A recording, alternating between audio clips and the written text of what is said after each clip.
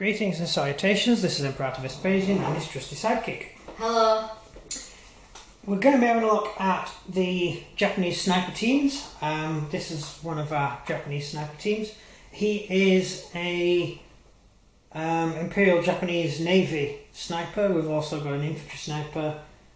We haven't got a paratroop sniper though, so yeah. No. Japanese are big on snipers, especially when they were retreating.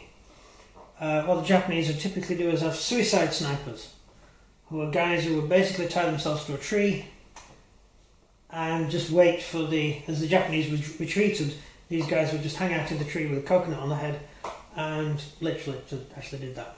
And snipe every single person. And shoot the officers, yeah, they would shoot British officers. And also when they were attacking, the sniper teams would go out ahead of the army. So they would infiltrate on their own in small units of two. It's easy for them to sneak through anyway. Yeah, and they would sneak through the enemy lines and then getting weight and would bide the time, and then when the time was right, they would just take out the officers. The Australian army in Malaya, they lost all their officers in the first day. All the officers were shot through the middle of the eyes, straight through the head. There's a lot of stuff. Snipers are supposed to fight through the centre body mass. The Japanese shot to kill. German sniper shot to wound. So they would go for the lower torso, get a guy on the floor. He starts screaming for his friends come to help. You shoot them as well. So you get 3 or 4 kills for one. And then more people start getting off their posts to help their people on the floor. Well, because eventually they bring a tank up and blow the building up you're hiding in. But probably, yeah. Yeah, it's not a long-term survival. Unless all they've got is these. Yeah, if you've got one of them, that couldn't be damaged by a sniper, so it would just sit there and machine gun away, and the sniper would just keep shooting at it and signing his name in the side of the tank turret. So anyway, Japanese snipers were very, very good snipers. They were very well trained. You could only volunteer as a sniper if you were already a crack shot in the platoon, and only one person could volunteer per platoon. So you couldn't have 2 best shots. You had to be the best of the best. And then they would go to special training and tactics school, where they would be trained to infiltrate, to pretend to be a tree, to camouflage themselves as a bush, whatever. And then they had to do survival training, which is basically they would be dropped in the middle of nowhere and they would have to just sort of survive, so they could survive on their own out in the wilderness, 2-man team. And then be in the battlefield properly for like 10 minutes and then die. No, snipers generally did really well. When they became suicide snipers, then that meant they would fight until they were killed. So they were fanatics after all. Bolt action wise, a sniper, just like any sniper, fires 36 inches and it always hits on a 2, regardless of terrain, regardless of whatever else is going on. Although if your target is moving, then obviously the minuses. If the sniper is moving, he can still fire, but he's only classed as a rifle.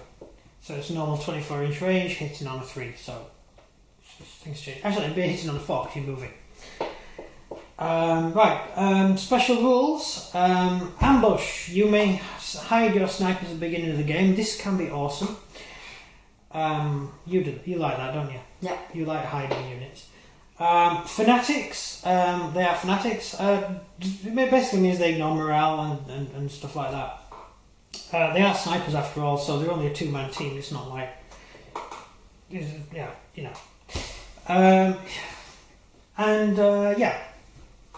Also, for night fighting and stuff, if you're night fighting, then there's a night fighting rule, which if a unit is firing, then you can see the muzzle flashes and stuff. We don't personally allow this for our Japanese army, because the Japanese use subsonic bullets, they use muzzle suppressants, they use smokeless powder, and the rifles were low in tone because they were designed so you couldn't actually physically tell where the shot was coming from. So when Japanese rifles fired, you couldn't tell where they were coming from because they were low velocity and suppressed, so you could just see a pop, pop, pop, pop, pop. But you had no way of, normally you hear a bang and everyone looks in the direction of the bang. You couldn't do that with the Japanese, because all the Japanese stuff was designed to be hard to locate. Unless you got super hearing. Well, your flashbang stuff didn't work.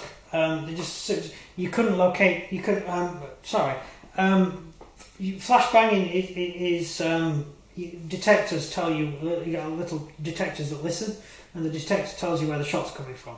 It doesn't work against the Japanese, so they were useless. The Americans could never target the Japanese positions because they could never detect where they were. So that's just another special rule. But that's it. Points wise, it's going to put you back the same as a flamethrower team. 50 points for regular, 65 for veteran. You don't get inexperienced snipers. I would go for the veteran in this case. Normally support units I get cheap ones, but I would go for the full 65 because it does give you that extra +1 save, and they're really useful things to have, snipers on the battlefield.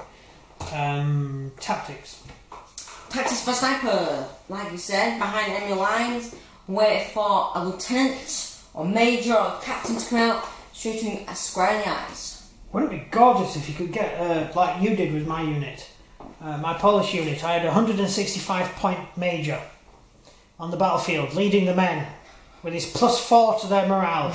Awesome! And you shot him through the forehead with your sniper. And I just thought, great, that's 165 points in total. Yeah. Yeah, that's absolutely lovely. Yeah.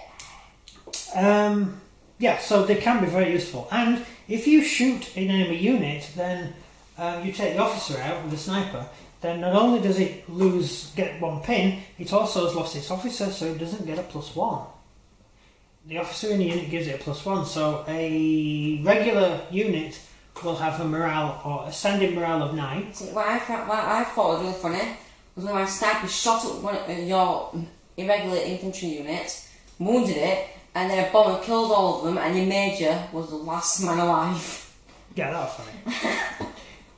Sorry, I was actually explaining a rule there and I forgot what I was saying. No, what was I saying?